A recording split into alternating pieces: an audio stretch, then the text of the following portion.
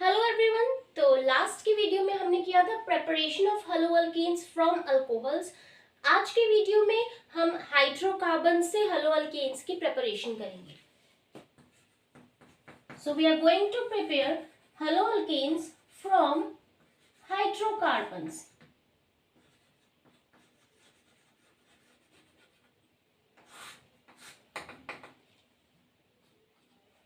तो चलिए, इसमें सबसे पहला मेथड क्या आता है। फर्स्ट ऑफ ऑल, हाइड्रोकार्बन्स क्या होते हैं? कार्बन एंड हाइड्रोजन बॉन्डेड जो मॉलिक्यूल्स होते हैं दैट इज हाइड्रोकार्बन, जिसको हमने 11th में अच्छे से डिस्कस किया होता है। तो उसमें फर्स्ट मेथड आता है फ्रॉम हैलोजन एसिड्स।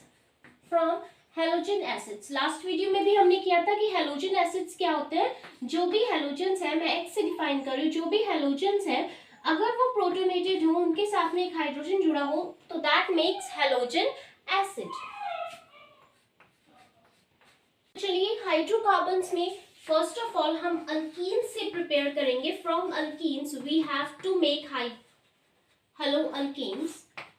तो मैंने एक यहाँ पे अल्कीन लिया है। I am taking the simplest alkene here which is ethene. So basically मैंने यहाँ पे इथीन लिया है।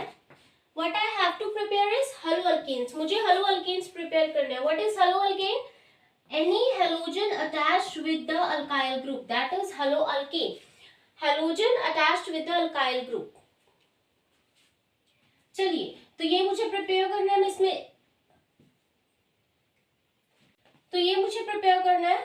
From alkenes by using halogen acid. तो मैंने एक सिंपल अल्कीन के साथ में हैलोजन एसिड को ट्रीट किया। And what do we have is, देखिए इसमें आपका HX का एडिशन होगा। ओके, सो HX को इसमें ऐड करना, क्योंकि it has a double bond, तो इसमें एडिशन रिएक्शन होगी। जो हाइड्रोजन हलाइड है दैट मींस जो हैलोजन एसिड है उसको हम अल्कीन के साथ में ऐड करेंगे। तो आपके पास ये CH2 डबल बॉन्ड CH2 है, ये एक डबल बॉन्ड ब्रेक होगा और इसके साथ में एक हाइड्रोजन जुड़ेगा, इसके साथ में एक हैलोजन जुड़ेगा। तो ये हमारे पास प्रोडक्ट फॉर्म हो जाएगा which is a हेलोअल्केन।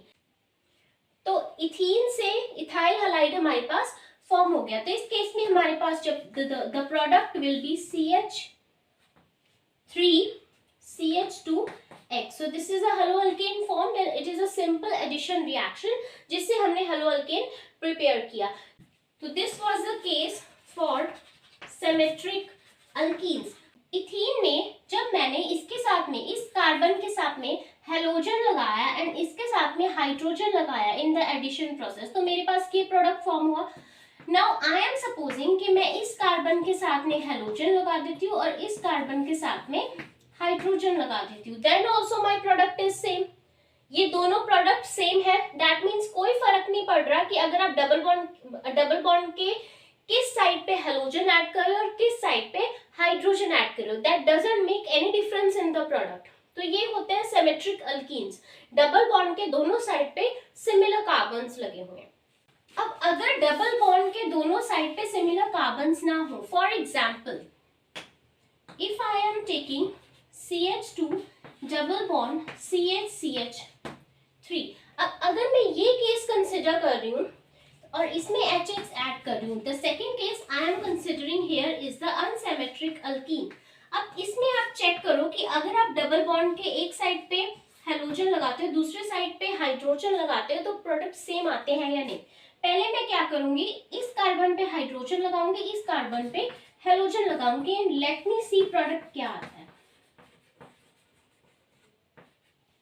This is the product. अच्छा, अब मैं क्या करूंगी, इस साइड पे हेलोजन लगा दो, इस साइड पे हाइड्रोजन लगा दो। ये दोनों प्रोडक्ट सेम है या नहीं?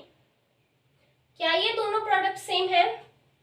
नहीं, ये दोनों प्रोडक्ट सेम नहीं है, क्योंकि इसमें जो अल्फा कार्बन है, जो हेलोजन के साथ में अटैच किया हुआ कार्बन है या जिस कार्बन के साथ में हेलोजन अटैच्ड है, that alpha carbon is secondary in nature, further दो कार्बन के साथ में जुड़ा है। इस केस में जो हमारा अल्फा कार्बन है that is attached to only one further carbon directly, तो ये हमारा प्राइमरी अल्फा कार्बन है। इस केस में जो अल्फा कार्बन है दैट इज सेकेंडरी, इस केस में जो अल्फा कार्बन है दैट इज प्राइमरी। तो आप इजीली ये प्रेडिक्ट कर सकते हो कि दोनों प्रोडक्ट सेम नहीं है। और अगर आप सिंपली जस्ट नोटिस भी करोगे तो आपको पता लगेगा कि दोनों प्रोडक्ट एक्चुअली सेम नहीं है, क्योंकि यहाँ पे टर्मिनल कार्बन पे हेलोजन लगा है, यहाँ पे मिडिल कार्बन पे हेलोजन लगा है, ये दोनों प्रोडक्ट डिफरेंट है। तो इसलिए ये जो हमने अल्कीन अज्यूम किया है दिस इज अनसिमेट्रिक अल्कीन, क्योंकि डबल बॉन्ड के दोनों साइड पे कार्बन्स का नेचर डिफरेंट है। This carbon is having some more substitution, इस कार्बन के साथ कोई सब्स्टिट्यूशन नहीं है। मींस डबल बॉन्ड के दोनों साइड पे जो कार्बन है दोनों कार्बन्स का नेचर डिफरेंट है। अगर आप प्राइमरी सेकेंडरी के बेसिस पर भी देख रहे हैं, डबल बॉन्ड के इस साइड पे जो कार्बन है that is basically tertiary in nature, double bond के इस साइड पे जो ये वाला कार्बन है that is primary in nature. तो ऑब्वियसली ये दोनों कार्बन्स का नेचर डिफरेंट है। तो डबल बॉन्ड के left hand side right hand side पे दोनों साइड पे कार्बन्स का नेचर डिफरेंट हो तो उसे हम अनसिमेट्रिक अल्कीन्स बोलते हैं। आई होप मैंने आपको बिल्कुल डिटेल में क्लियर कर दिया है। तो आपके पास इस केस में दो प्रोडक्ट्स फॉर्म हो सकते हैं अनसिमेट्रिक अल्कीन्स के केस में। ये दो प्रोडक्ट्स पॉसिबल है। नाउ द क्वेश्चन अराइज कि इन दोनों प्रोडक्ट्स में से कौन सा मेजर प्रोडक्ट फॉर्म होगा। तो उसके लिए हमारे पास एक रूल होता है। सिमेट्रिक के केस में तो आपको सेम ही प्रोडक्ट फॉर्म होगा, चाहे क्योंकि दोनों कार्बन सिमिलर है, तो इस कार्बन के साथ हेलोजन लगाओ या इसके साथ लगाओ product will B same. Unsymmetric alkenes के केस में हमारे पास दो प्रोडक्ट फॉर्म हो रहे हैं और दोनों प्रोडक्ट सेम नहीं होते हैं।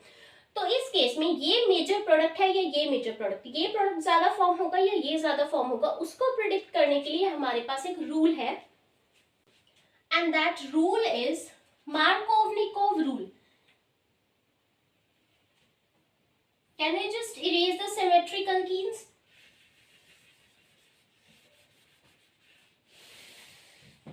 Okay, so we have Markovnikov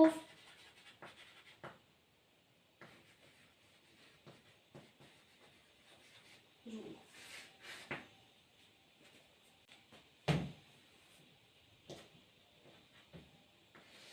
Markovnikov rule हमें क्या बोल रहा है, मैं इसकी स्टेटमेंट नहीं लिख रही हूँ, आपकी बुक्स में लिखी हुई है। I will just tell you. Markovnikov rule tells you कि आप अनसिमेट्रिक अल्कीन्स में हाइड्रोजन हलाइड यानी कि हैलोजन एसिड को कैसे ऐड करोगे। अनसिमेट्रिक अल्कीन्स में हमें यही पता करना है ना कि इन दोनों में से कौन सा मेजर प्रोडक्ट फॉर्म होगा, एक्स कहाँ पे ऐड होगा, हाइड्रोजन कहाँ पे ऐड होगा। तो that major product is given by Markovnikov's rule. तो बेसिकली मार्कोवनिकोव रूल को अगर मैं सिंपल लैंग्वेज में डिफाइन करूं तो ये क्या होता है कि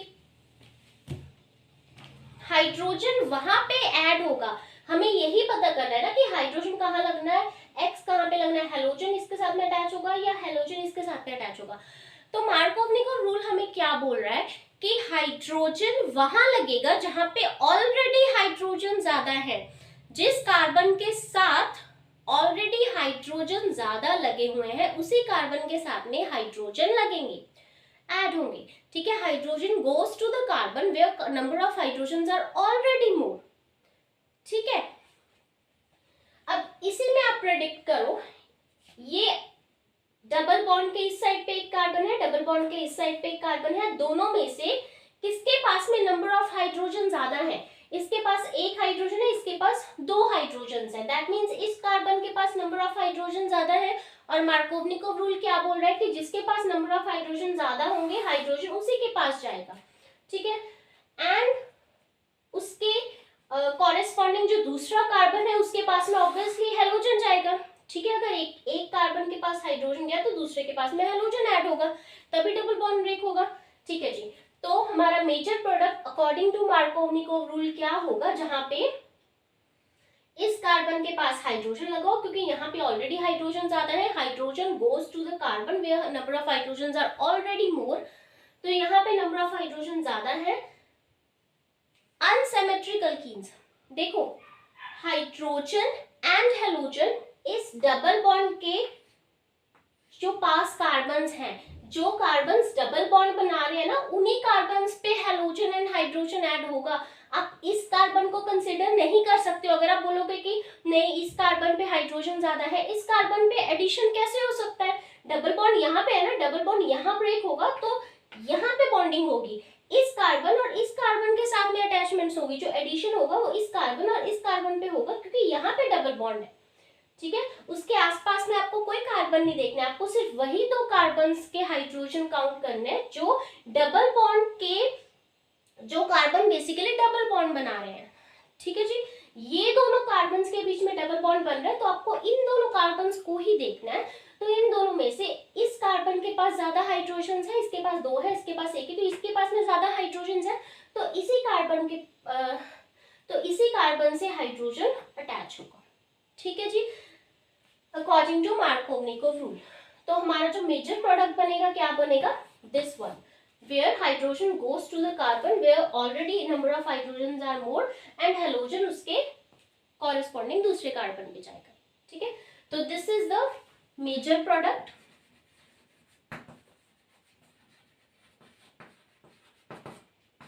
and this is the minor product। बनेगा बट बहुत कम अमाउंट में बनेगा क्योंकि ये मार्कोवनिकोव रूल के अगेंस्ट है। अब इसी में हमारे पास एक और चीज आ जाती है which is anti Markovnikov rule या peroxide effect। इसी में we have one more thing, let me just erase this thing now।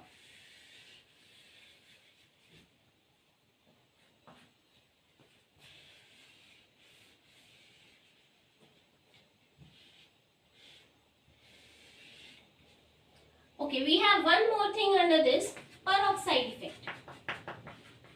Her case में मार्कोवनिकोव रूल फॉलो होगा। आपको जब भी HX को किसी अनसिमेट्रिक अल्कीन में ऐड करवाना है तो आप हमेशा मार्कोवनिकोव रूल के अकॉर्डिंग ही अपना जो मेजर प्रोडक्ट है एंड माइनर प्रोडक्ट है वो प्रेडिक्ट करोगे।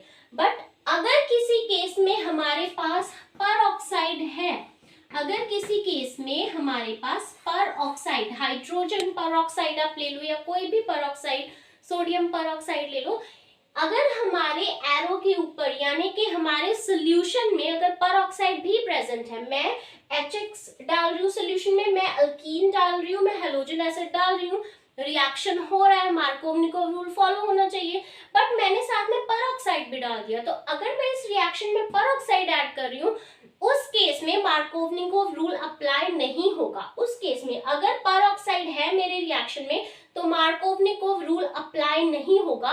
उस केस में कौन सा रूल अप्लाई होगा, एंटी मार्कोवनिकोव रूल। अब एंटी वर्ड से आपको क्लियर हो गया होगा कि मार्कोवनिकोव रूल के बिल्कुल ऑपोजिट है, ठीक है। मार्कोवनिकोव रूल हमें क्या बोल रहा था, इट वाज सेइंग कि हाइड्रोजन जहां पे ज्यादा है वहीं पे हाइड्रोजन ऐड होगा। तो एंटी मार्कोवनिकोव रूल क्या बोल रहा है कि हाइड्रोजन जहां पे कम है वहां पे हाइड्रोजन ऐड होना चाहिए। तो अगर आप एंटी मार्कोवनिकोव रूल के अकॉर्डिंग, एंटी मार्कोवनिकोव रूल को ही परऑक्साइड भी बोलते हैं, तो अगर आप एंटी मार्कोवनिकोव रूल के अकॉर्डिंग देखो, एंटी मार्कोवनिकोव रूल के अकॉर्डिंग मतलब मार्कोवनिकोव के बिल्कुल ऑपोजिट रूल के अकॉर्डिंग हाइड्रोजन को वहां जाना चाहिए जहां पे हाइड्रोजन कम है। तो अब हाइड्रोजन इन दोनों में से किसके पास कम है, इस कार्बन के पास कम है। तो अकॉर्डिंग टू परऑक्साइड इफेक्ट और एंटी मार्कोवनिकोव रूल, क्योंकि हमारे रिएक्टेंट मिक्सचर में अब मैंने परऑक्साइड ऐड कर दिया है तो परऑक्साइड इफेक्ट या anti Markovnikov rule will be followed here, और उस हिसाब से जहां पे हाइड्रोजन कम है hydrogen will go to that carbon atom only. यहाँ पे इसके पास में हाइड्रोजन कम है, this is considered carbon 1 and carbon 2। तो कार्बन 2 में हाइड्रोजन कम है तो कार्बन 2 में हाइड्रोजन जाना चाहिए। तो हाइड्रोजन को आप कार्बन नंबर 2 के पास भेजोगे, हेलोजन को उसके कॉरेस्पॉन्डिंग कार्बन नंबर 1 के पास भेजोगे। In that case this upper वाला product will be the major product। So this is the major product and नीचे वाला will be the minor product। तो आपने जज्बात बदल दिए, हालात बदल दिए, सब कुछ बदल दिया अगर परऑक्साइड ऐड हो गया। मार्कोवनिकोव रूल के according this was the major product and this was the minor product, but जैसे ही मैंने परऑक्साइड ऐड किया बिल्कुल उल्टा हो गया, this became the major product and this became the minor product। तो परऑक्साइड डालने से जो मार्कोवनिकोव रूल है वो अप्लाई नहीं होता, वो कैंसिल हो जाता है और उस केस में परऑक्साइड इफेक्ट या फिर एंटी मार्कोवनिकोव रूल फॉलो होता है, ठीक है जी, जो मार्कोवनिकोव से बिल्कुल ऑपोजिट स्टेटमेंट देता है। आई होप आपको स्टेटमेंट्स एंड कंडीशन बिल्कुल क्लियर हो गई होगी, ठीक है।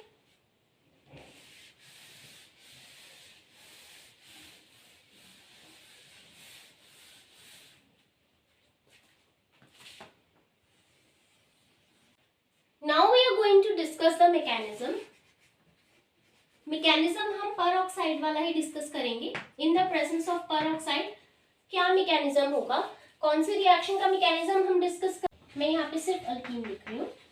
तो आई am taking any alkyne adding halogen acid in the presence of peroxide, anti-Markov rule follow होगा एंड अल्काइल हैलाइड बनेगा।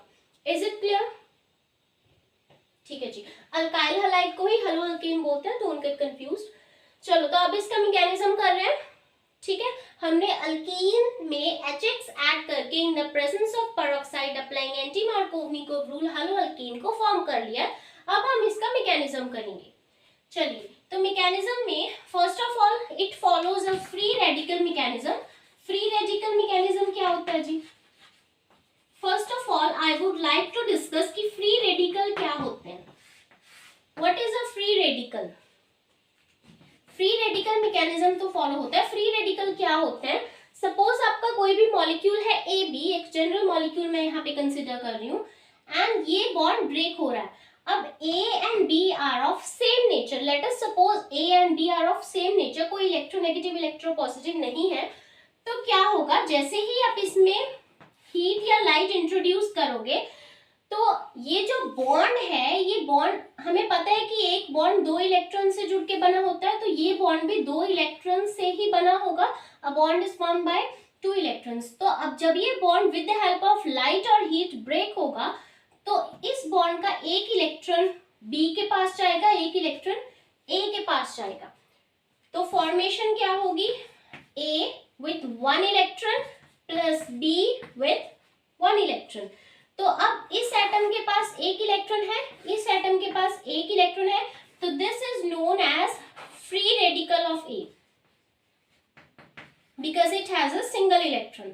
So free radical of A, a single electron on it, a free electron on it. ठीक है, तो ये है free radical of B. So ऐसे free radicals की formation होती है जब इलेक्ट्रॉन की इक्वल शेयरिंग होती है। Single electron goes to one atom, another single electron goes to this atom. तो this A with 1 free electron and this B with 1 free electron, this is known as free radical. This is a free radical, this is another free radical. Okay जी, तो free radical mechanism basically follow हो रहा है यहाँ पे।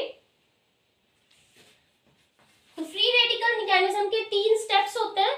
One is chain initiation, then propagation and then termination. 3 steps होते हैं। तो first step के साथ में जाते हैं। जब भी फ्री रेडिकल मैकेनिज्म होता है तो 3 स्टेप्स आर ऑलवेज देयर। तो फर्स्ट स्टेप है चेन इनिशिएशन, या सिंपल इनिशिएशन मैं बोल रही हूँ। तो फर्स्ट है इनिशिएशन में हमारा जो रिएक्शन है, ऑब्वियसली नाम से ही क्लियर हो रहा है कि रिएक्शन इनिशिएट हो रहा है, यानी कि स्टार्ट हो रहा है, यानी कि फ्री रेडिकल्स फॉर्म हो रहे हैं फर्स्ट स्टेप में। तो मैं यहाँ पे कौन सा पेरोक्साइड यूज कर रही हूँ इनिशिएशन में? सबसे पहले हम पेरोक्साइड को ही लेके चलते हैं। तो चलिए मैं मैकेनिज्म के साथ में स्टार्ट कर रही हूँ।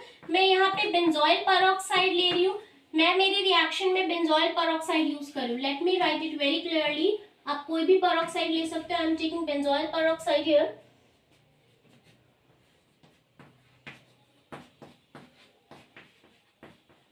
This is my benzoyl peroxide.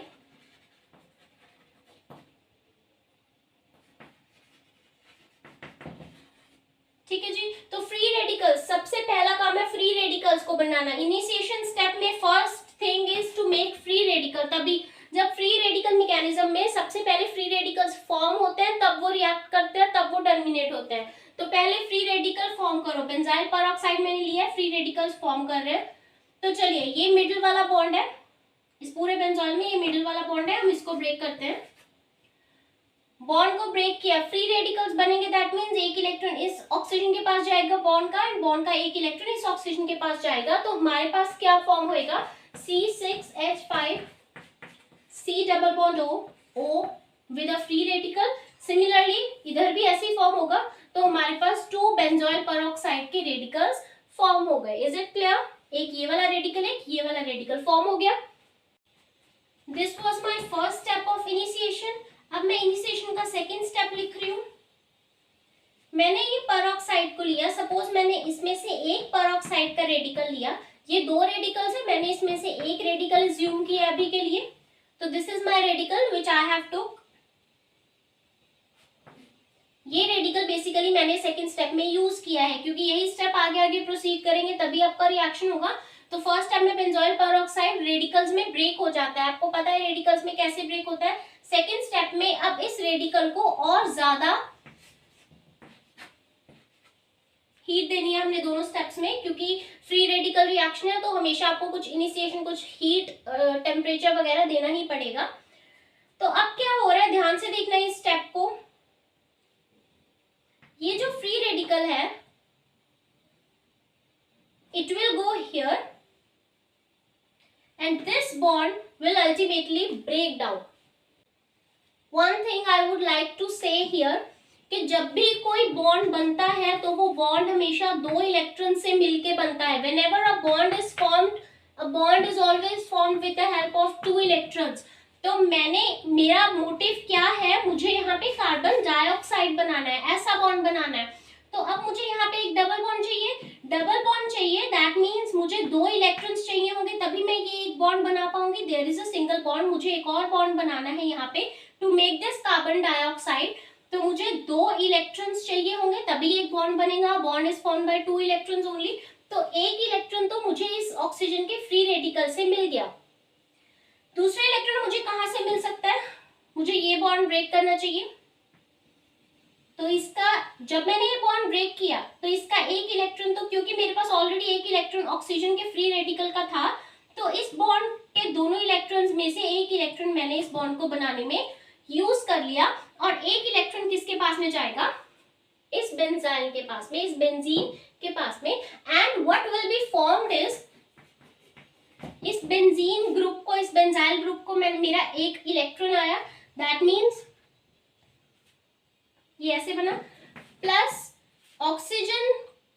Oxygen radical का एक इलेक्ट्रॉन एंड इस बॉन्ड का एक electron will make 2 electron. 2 electron combine करके एक बॉन्ड फॉर्म हो रहा है, दैट मीन्स कार्बन डाइऑक्साइड बन गया।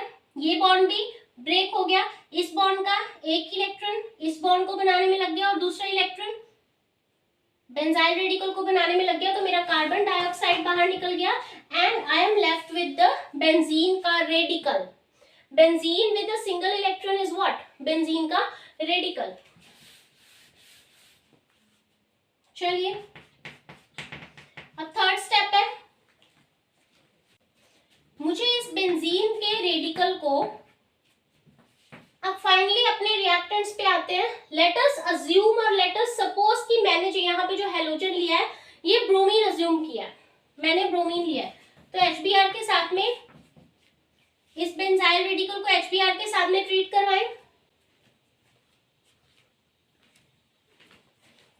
तो अब क्या होगा, क्योंकि ये फ्री रेडिकल मैकेनिज्म चल रहा है तो हर जगह पे हमें फ्री रेडिकल्स ही फॉर्म करना है। अब HBr के भी फ्री रेडिकल्स फॉर्म कर सकते हो। इस बॉन्ड को ब्रेक करो, एक इलेक्ट्रॉन ब्रोमीन के पास, एक इलेक्ट्रॉन हाइड्रोजन के पास। अब आप यहाँ पे ध्यान से देखो, हमारे C6H5 के पास में एक इलेक्ट्रॉन है, हाइड्रोजन के पास में भी एक इलेक्ट्रॉन आ गया, ब्रोमीन के पास में भी एक इलेक्ट्रॉन आ गया, यानी कि hydrogen free radical and bromine free radical बन गए क्योंकि ये बॉन्ड फ्री रेडिकल मैकेनिज्म से ब्रेक हुआ। तो ये हाइड्रोजन का इलेक्ट्रॉन एंड ये C6H5 वाला electron, these electron will combine to form, actual में मैं यहाँ पे लिख सकती हूँ, this is C6H5 with 1 electron, benzene का रेडिकल। एंड अभी जो हमने रेडिकल 2 फॉर्म किए, वन इज हाइड्रोजन का radical, the other is bromine का रेडिकल, ऐसे ही कुछ है, राइट?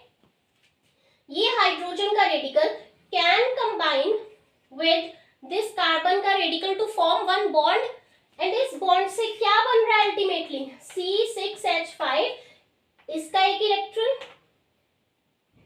एंड इसका एक इलेक्ट्रॉन, तो हाइड्रोजन भी कंबाइन हो जाएगा इसके साथ में, एक हाइड्रोजन और लग गया because 2 electrons make a bond. तो इस कार्बन के फ्री रेडिकल का और इस हाइड्रोजन के फ्री रेडिकल का बॉन्ड बना, कार्बन हाइड्रोजन का बॉन्ड बना। अच्छा, ये ब्रोमीन का रेडिकल ऐसे ही पड़ा है, इसके साथ में अभी हमने कुछ नहीं छेड़ा, ठीक है। तो C6H5H क्या मैं इसको C6H6 लिख सकती हूँ? यस। चलिए तो लिखते हैं अपना प्रोडक्ट यहाँ पे, C6H5 बेंजीन बन गया एंड ब्रोमीन का रेडिकल रिलीज हो गया। तो ब्रोमीन का रेडिकल हमारी चेन इनिशिएशन स्टेप में रिलीज हो गया। यहाँ पे हमारा इनिशिएशन यानी कि फर्स्ट स्टेप क्लियर है, जिसके के 3 पार्ट्स है। फर्स्ट पार्ट में हमारे पास परऑक्साइड का रेडिकल बनेगा, benzoyl peroxide I have taken here, उसका रेडिकल बनेगा, 2 रेडिकल्स बनेंगे। सेकेंड स्टेप में उसी रेडिकल से हमें बेंजीन का रेडिकल बनाना है। थर्ड स्टेप में बेंजीन के रेडिकल से हमें HBr को कंबाइन करना है। HBr भी रेडिकल्स में ब्रेक होगा and we will finally form a bromine radical. ठीक है जी, इसको बिल्कुल ध्यान से देख लो, स्टेप्स क्लियर है बट ये आपको लर्न एज सच ही करने होंगे। ठीक है, अब इनिशिएशन स्टेप के बाद में your second step is chain propagation. ये एक स्टेप में ही फर्दर 3 स्टेप्स हैं। तो next step is chain propagation. Let us proceed with the second step, chain. This you need to learn कि कौन से रेडिकल फॉर्म हो रहे हैं कौन से स्टेप में, राइट? कैसे फॉर्म हो रहे हैं वो आप समझ सकते हो,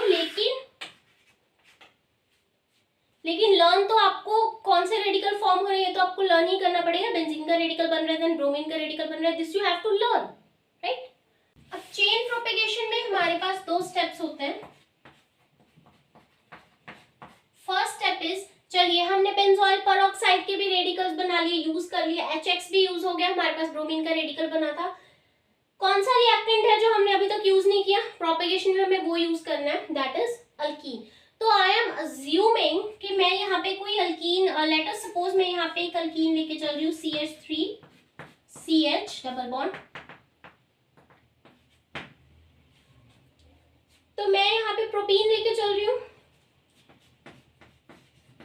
प्रोपेगेशन इनिशिएशन में मेरे पास एक ब्रोमीन का रेडिकल फॉर्म हुआ था, इनिशिएशन में मेरे पास एक ब्रोमीन का रेडिकल फॉर्म हुआ था। तो चलिए मैं इन दोनों को रिएक्ट करवा देती हूँ, इससे एक ब्रोमीन का रेडिकल निकला है, ये हमारा अल्कीन है, मैं इसको रिएक्ट करवा रही हूँ दोनों को। ठीक है, अगेन क्योंकि ये एक फ्री रेडिकल मैकेनिज्म है तो हर बॉन्ड ऐसे ही ब्रेक होगा कि एक इलेक्ट्रॉन इसके पास जाएगा, एक इलेक्ट्रॉन इसके पास में जाएगा, हर बॉन्ड फ्री रेडिकल्स की फॉर्म में ही ब्रेक होगा। तो चलिए हमें ये डबल बॉन्ड ब्रेक करना है, तभी हमारा प्रोडक्ट फॉर्म होगा हमेशा। ठीक है, तो डबल बॉन्ड ब्रेक करो, एक इलेक्ट्रॉन इसके पास, एक इलेक्ट्रॉन इसके पास, तभी फ्री रेडिकल होगा। मैंने स्टार्टिंग में फ्री रेडिकल्स का मतलब बता दिया था। ठीक है जी, तो अब जो इसके पास में, तो अब यहाँ पे ध्यान से देखो, CH3CH, एक इलेक्ट्रॉन इसको मिल गया, ठीक है, एक इलेक्ट्रॉन इसको मिल गया, ठीक है। अब इसके पास भी एक इलेक्ट्रॉन है, इसके पास भी एक इलेक्ट्रॉन है।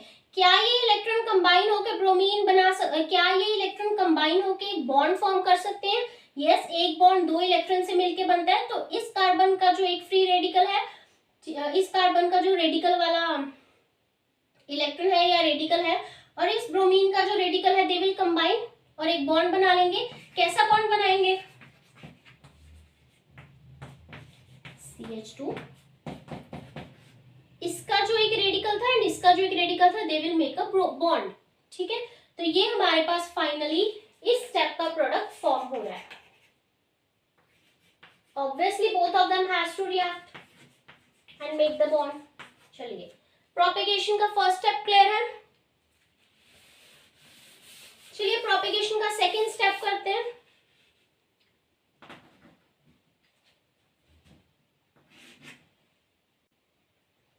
अब मैं प्रोपेगेशन का सेकेंड स्टेप करती हूँ। तो प्रोपेगेशन का सेकेंड स्टेप बेसिकली क्या है?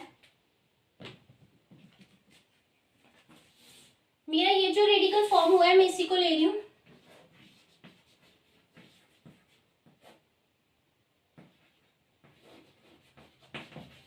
ऑब्वियसली यही रिएक्शन आगे कंटिन्यू हो रही है।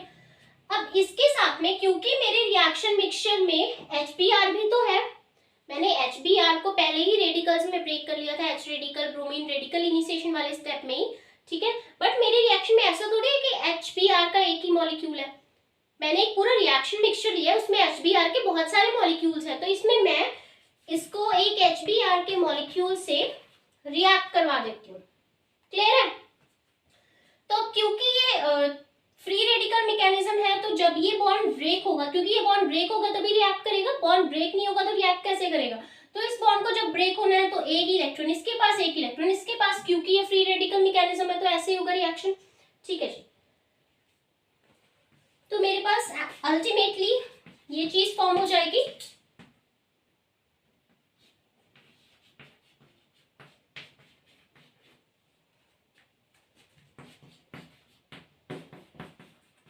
जब फ्री रेडिकल्स में ब्रेक होगा, है ना। मैं फाइनल प्रोडक्ट तो यहाँ पे लिख रही हूँ। है अभी आप यहाँ के स्टेप्स देखो, ऐसे फॉर्म होगा। ठीक है, अब आप ध्यान से देखो, इसके साथ में ब्रोमीन ऑलरेडी लगा हुआ है, मुझे हेलो अल्केन फॉर्म करना है। मेरे पास किस चीज की कमी है? मुझे इसके साथ में एक हाइड्रोजन लगाना है, फिर मेरा हेलो अल्केन फॉर्म हो जाएगा। ठीक है, ये फ्री रेडिकल है, मैं ऐसे इसको फ्री रेडिकल की फॉर्म में नहीं छोड़ सकता। Free radicals are very unstable. एक एटम के पास में खाली एक फ्री इलेक्ट्रॉन है, दैट इज वेरी अनस्टेबल। मुझे इस फ्री रेडिकल को फाइनली किसी के साथ में बॉन्ड बना के हेलो अल्केन फॉर्म करने हैं। तो मैं इस स्टेप में क्या कर सकती हूँ? मेरे पास हाइड्रोजन फ्री रेडिकल है, हाइड्रोजन के पास एक, सिंपल लैंग्वेज में बता रही हूँ कि हाइड्रोजन के पास एक इलेक्ट्रॉन है, कार्बन के पास में एक इलेक्ट्रॉन है। ठीक है, तो ये भी तो कंबाइन हो सकते हैं। चलिए इसको कंबाइन करके देखते हैं ये क्या बन सकता है। CH3CH,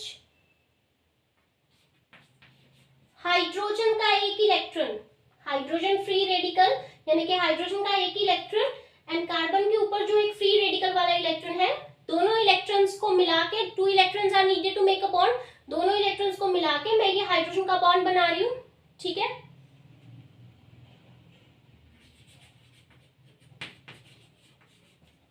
प्रोडक्ट डन है। क्या बचा मेरे रिएक्शन में extra? Bromine radical. Bromine radical को मैं ऐसे ही छोड़ दूं, ये ब्रोमीन रेडिकल मैं ऐसे ही छोड़ दूं, मुझे कोई प्रॉब्लम नहीं है, मेरा हेलो अल्केन फॉर्म हो गया। तो this is how my propagation is done. तो चेन प्रोपेगेशन में मैं क्या कर रही हूँ? मेरे चेन इनिशिएशन के लास्ट स्टेप में जो ब्रोमीन रेडिकल बना था, मैंने उस ब्रोमीन को इस कार्बन से जोड़ दिया, अल्कीन से रिएक्ट करवा दिया। ये बॉन्ड ब्रेक हुआ, एक इलेक्ट्रॉन इसके पास, एक इलेक्ट्रॉन इसके पास, इसका इलेक्ट्रॉन कंबाइन करेगा, ब्रोमीन इसके साथ में जुड़ जाएगा। इसके पास में एक इलेक्ट्रॉन अभी भी बाकी है, तो मैंने HBr के साथ में इस रेडिकल को HBr के साथ में दोबारा रिएक्ट करवाया, तो एक ब्रोमीन रेडिकल बना, एक हाइड्रोजन रेडिकल बना ब्रेक होके। तो फ्री रेडिकल ब्रेकिंग से एक ब्रोमीन और एक हाइड्रोजन का रेडिकल बना। जो हाइड्रोजन का रेडिकल है और जो इस कार्बन का रेडिकल है, ये मिलके कार्बन हाइड्रोजन बॉन्ड बनाया, तो मेरे पास ऐसा प्रोडक्ट आ गया। ठीक है, मैं इसको सिंप्लीफाई करके CH2 ऐसे करके लिख सकती हूँ, एंड ब्रोमीन रेडिकल मेरे पास फ्री स्टेट में ऐसे ही पड़ा है अभी भी। ठीक है, एक बार ध्यान से इसको सोचो एंड क्लियरली समझो।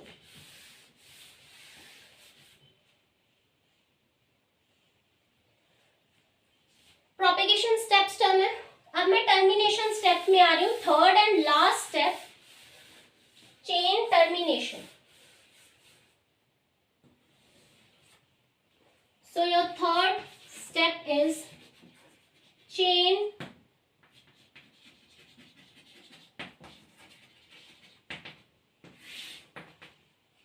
तो चेन टर्मिनेशन में आपके पास अगेन 3 स्टेप्स आ रहे हैं। अब प्रोपेगेशन वाले स्टेप में आपका प्रोडक्ट फॉर्म हो चुका है। अब आपको क्या करना है? सिर्फ जो आपके कुछ फ्री रेडिकल सोल्यूशन में रह गए हैं या कुछ और पॉसिबल फ्री रेडिकल कॉम्बिनेशंस हो सकते हैं, या ऐसा कुछ फ्री रेडिकल्स हैं जो कुछ पॉसिबल रिएक्शंस दे सकते हैं आपको टर्मिनेशन में, वो डिस्कस करनी होती है। ठीक है, यानी कि आपको रिएक्शन को टर्मिनेट करना है, रिएक्शन को स्टॉप करना है। ठीक है, कि जो जो रेडिकल रह गए हैं वो रेडिकल्स ऐसे ऐसे रिएक्शन देंगे and the process will terminate, the process will stop. तो आपने अभी देखा था जो हमारा प्रोपेगेशन वाला स्टेप था, उसमें एक ब्रोमीन रेडिकल रह गया था। अब वो रेडिकल ऐसे तो नहीं है कि सोल्यूशन में घूमता रहेगा, उस रेडिकल को भी किसी के साथ में कंबाइन होना होगा। तो टर्मिनेशन में हम सारे ऐसे फ्री रेडिकल जो फालतू में नहीं बोल सकते, बट जो ऐसे सोल्यूशन में एग्जिस्ट कर रहे हैं प्रोडक्ट बनने के बाद भी, उसको टर्मिनेट कर रहे हैं। तो चलिए सिंपल लैंग्वेज में इसको ऐसे ही समझ सकते हैं। तो ब्रोमीन रेडिकल जो हमारे प्रोपेगेशन स्टेप में ऐसे ही रह गया था, तो ऐसे ही बहुत सारे हेलो अल्केन के मॉलिक्यूल बनेंगे, तो बहुत सारे ब्रोमीन रेडिकल्स एग्जिस्ट करेंगे। तो दो ब्रोमीन रेडिकल्स जुड़ते हैं। सपोज दो मॉलिक्यूल्स हेलो अल्केन के बने अभी, तो दो फ्री रेडिकल्स ब्रोमीन के उसमें से निकलेंगे and that will combine and form bromine molecule.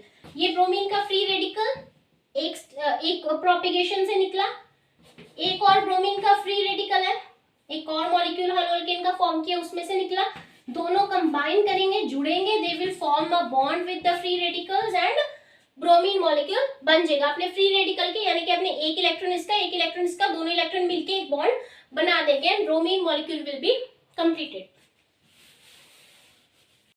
याद करो, अच्छा ये चीज आई थी, मैं यहाँ पे लिख नहीं रही हूँ, I am just telling you कि ये चीज हमारे प्रोपेगेशन के सेकंड स्टेप में निकली थी। पैक करके देखो। चलिए, प्रोपेगेशन के फर्स्ट स्टेप में हमारे पास कौन सा रेडिकल बना था? प्रोपेगेशन के फर्स्ट स्टेप में हमारे पास कौन सा रेडिकल बना था ब्रोमीन के जुड़ने के बाद?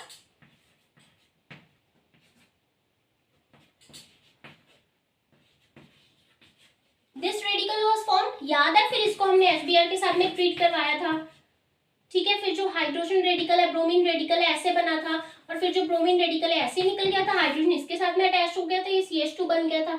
This was the second step of propagation. तो फर्स्ट स्टेप में हमारे पास ये रेडिकल बना था, प्रोपेगेशन के फर्स्ट स्टेप में हमारे पास ये रेडिकल बना था। आप थोड़ा रिवाइंड करके देख लोगे तो। अब मैंने क्या किया था, मैंने हाइड्रोजन रेडिकल को इसके साथ में जोड़ दिया था, तो it formed CH3 CH2 CH2Br।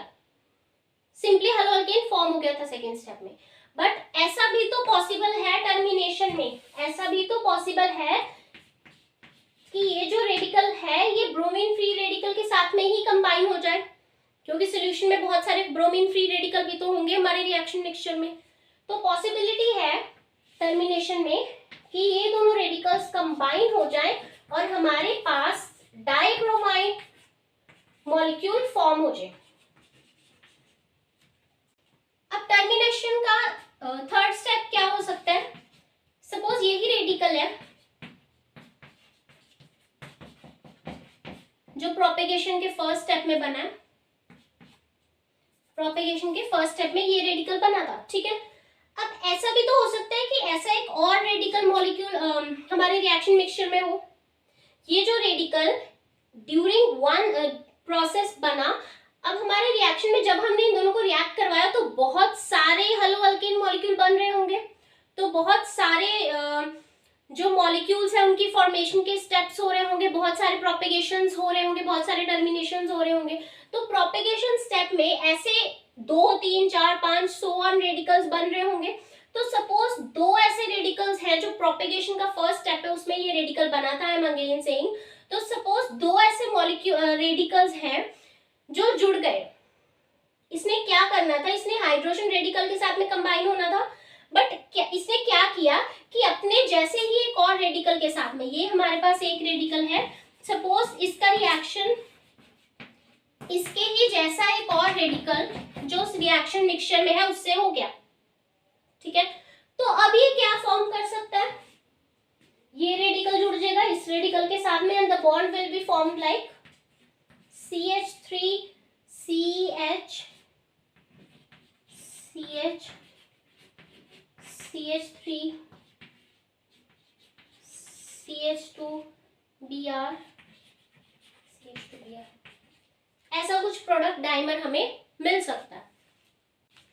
तो आपके पास chain initiation, propagation and termination steps done है, ठीक है जी। टर्मिनेशन स्टेप में आपके पास जो कुछ साइड प्रोडक्ट्स निकलते हैं वो आपको मिल गए। जो हमने अभी बेंजोइल पेरोक्साइड के साथ में मैकेनिज्म डिस्कस किया, उस मैकेनिज्म में मैंने सिर्फ HBr के साथ में ही मैकेनिज्म डिस्कस किया है। I didn't take HCl, HI और HF, क्योंकि जो पेरोक्साइड इफेक्ट है वो सिर्फ HBr ही एक्सपीरियंस करता है। पेरोक्साइड इफेक्ट HCl या HI एक्सपीरियंस नहीं करता, या HCl या HI के साथ में पेरोक्साइड इफेक्ट नहीं होता। अब ऐसा क्यों, इसके पीछे क्या रीजंस हैं? So peroxide effect is experienced by HBr only, neither HCl, HF और HI। तो इसके पीछे आपको क्या रीजन है? Propagation steps.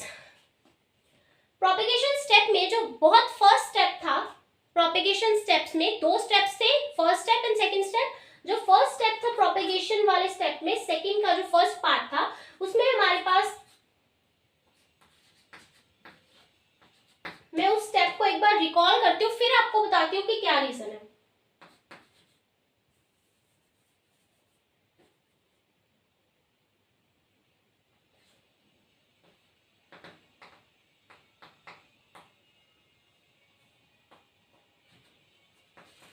इसमें HBr ऐड हुआ था, no need to explain the step again.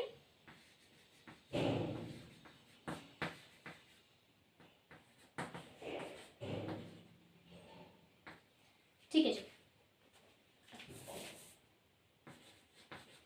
ये हमारे पास प्रोपेगेशन का फर्स्ट स्टेप था।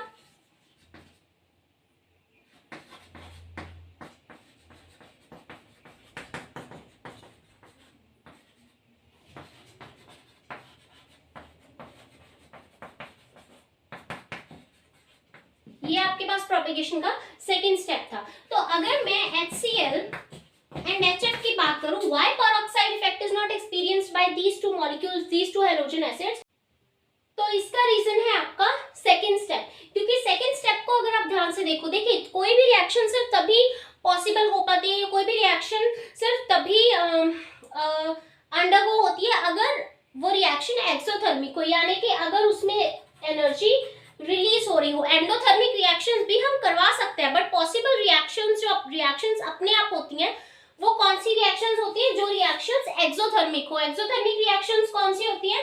Exothermic reactions are the reactions कि जब कोई रिएक्शन हो रही हो तो हमारी जो एनर्जी है वो रिलीज हो, यानी कि एनर्जी बाहर निकले, हीट प्रोड्यूस हो।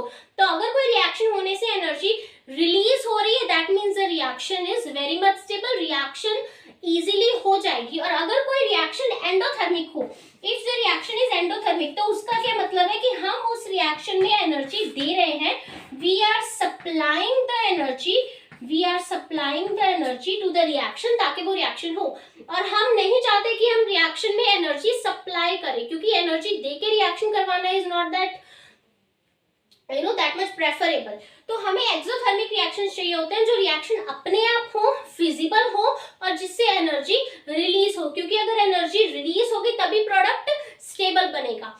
चलिए, तो अगर आप इस स्टेप की बात कर रहे हो, सेकंड स्टेप की बात कर रहे हो, तो HBr के केस में ये सेकंड स्टेप एक्सोथर्मिक होता है, यानी कि फेवरेबल होगा, क्योंकि एनर्जी रिलीज हो रही है तो favourable product, preferable product and stable product form होगा, क्योंकि एनर्जी रिलीज हो रही है। तो HBr के केस में this is an exothermic process.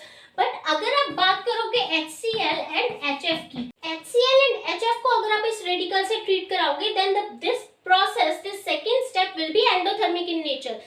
HCl and HF के बॉन्ड को ब्रेक करवाने के लिए आपको एनर्जी सप्लाई करनी पड़ेगी, तभी ये रिएक्शन होगा। तो being endothermic, HCl and HF के साथ में ये सेकंड स्टेप पॉसिबल नहीं हो पाता, क्योंकि ये रिएक्शन एंडोथर्मिक हो जाता है। और हमें पता है एंडोथर्मिक रिएक्शंस फेवरेबल नहीं होते, जिस रिएक्शन में हमें एनर्जी सप्लाई करनी पड़े, those reactions are not stable, are not feasible, I would से।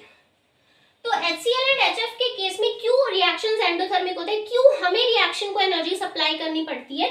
क्योंकि जो HCl का बॉन्ड है एंड HF का बॉन्ड है, ये बहुत ज्यादा स्ट्रॉन्ग होता है, ठीक है। तो इसको तोड़ने के लिए, बॉन्ड ब्रेक करने के लिए हमें एनर्जी सप्लाई करनी पड़ती है। HCl एंड HF का बॉन्ड इसलिए ज्यादा स्टेबल होता है, हमने प्रीवियस वीडियोस में डिटेल में डिस्कस किया है कि जैसे जैसे आप डाउन द ग्रुप जाते हो, साइज इंक्रीज होता है, तो हेलोजन एसिड्स का बॉन्ड वीक होता जाता है। ये चीज हमने ऑलरेडी डिटेल में की हुई है। तो HCl एंड HF का bond being very very strong, तो ये मॉलिक्यूल एंड ये molecule doesn't break so easily, तो इसके लिए हमें एनर्जी सप्लाई करनी पड़ती है, ज्यादा एनर्जी सप्लाई करनी पड़ती है। इसलिए जो सेकंड स्टेप है ये फिजिबल नहीं होता। तो सेकंड स्टेप फिजिबल नहीं होता, इसलिए हमारा प्रोपेगेशन पे जाके ये प्रोसेस रुक जाता है। इसलिए HCl एंड HF के साथ में हम बेंजोइल पेरोक्साइड का ये जो प्रीवियस हमने मैकेनिज्म HBr के साथ में किया है ना, ये HCl एंड HF के साथ में एक्सपीरियंस नहीं कर पाती। अब हमारे पास बचता है HI molecule. I have already said कि HI भी बेंजोइल पेरोक्साइड के साथ में ये रिएक्शन नहीं करवाता। HI क्यों फ्री रेडिकल मैकेनिज्म के साथ में बेंजोइल पेरोक्साइड के साथ में ऐसा मैकेनिज्म क्यों नहीं करवाता या ऐसी रिएक्शन क्यों नहीं करवाता? इसका रीजन है फर्स्ट स्टेप। तो HI के केस में the first step is responsible for this. हमें पता है कि H एंड I का बॉन्ड इज वेरी वीक,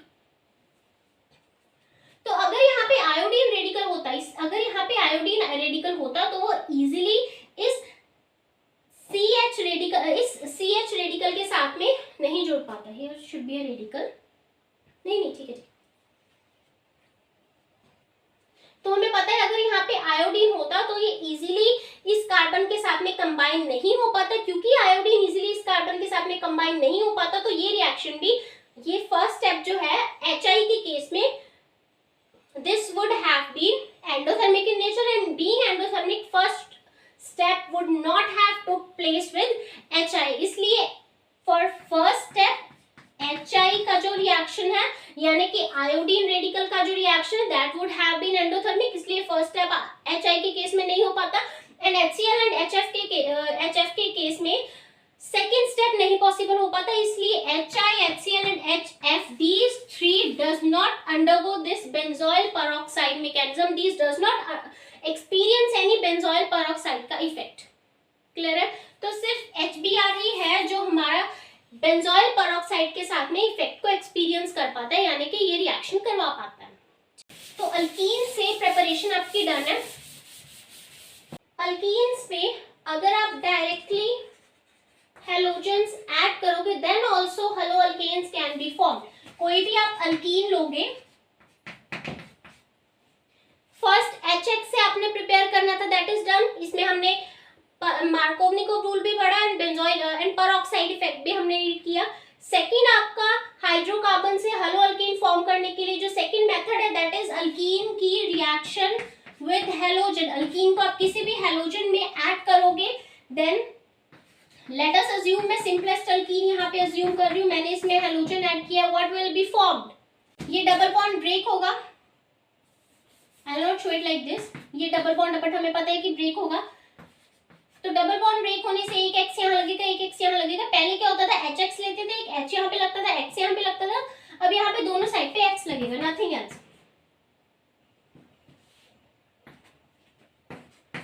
तो डाइहैलाइड विल बी फॉर्म्ड एंड इसमें आप सॉल्वेंट यूज कर रहे हो CCl4। The third method in the hydrocarbon is allylic halogenation. Allylic halogenation क्या होता है? देखो सबसे पहले तो अलाइल बॉन्ड क्या होता है, मैंने प्रीवियस एक वीडियो में भी बताया था नॉमेनक्लेचर में अलाइल बॉन्ड क्या होता है। So what is an allyl bond? अगर जिस कार्बन के साथ में हेलोजन जुड़ा है, मैं अलाइल हेलोअल्केन की बात कर रही हूँ, जिस कार्बन के साथ में हेलोजन जुड़ा है उसके साथ वाले कार्बन का डबल बॉन्ड बनता है, यानी कि जो दिस इज द कार्बन जिसके साथ में हेलोजन जुड़ा है, इसका जो एडजेसेंट कार्बन होगा ना, इसके जो साथ वाला कार्बन होगा वो एक डबल बॉन्डेड कार्बन होगा। This carbon will be sp2 hybridized carbon, this carbon is obviously sp3 hybridized. तो अगर हेलोजन के साथ में जो कार्बन है, अगर उस कार्बन के साथ वाला कार्बन डबल बॉन्डेड है, this is a double bonded carbon ना, ये इस कार्बन के साथ में डबल बॉन्ड बना रहा है, तो अगर आपका हेलोजन वाले कार्बन के साथ वाला carbon is double bonded, that is allyl, that is an allyl group. तो चलिए अब आपको अलाइलिक हेलोजिनेशन करवानी है, यानी कि आपको अलाइल हेलोजन बनाना है। सिंपल है, क्या होता है हमने डिस्कस कर लिया, चलिए फॉर्म करते हैं। तो इसके लिए हम क्या करेंगे, यू विल टेक, मैंने कोई भी एक अल्कीन ले लिया, 1 2 3 4 773 kelvin temperature I am taking here. तो चलिए डबल बॉन्ड ब्रेक कीजिए, क्लोरीन लगा दीजिए। अब मुझे अलाइलिक हेलोजन बनाना है। अलाइलिक हेलोजन मतलब अगर मेरा हेलोजन इस कार्बन के साथ में अटैच होगा, that can form allylic halogen.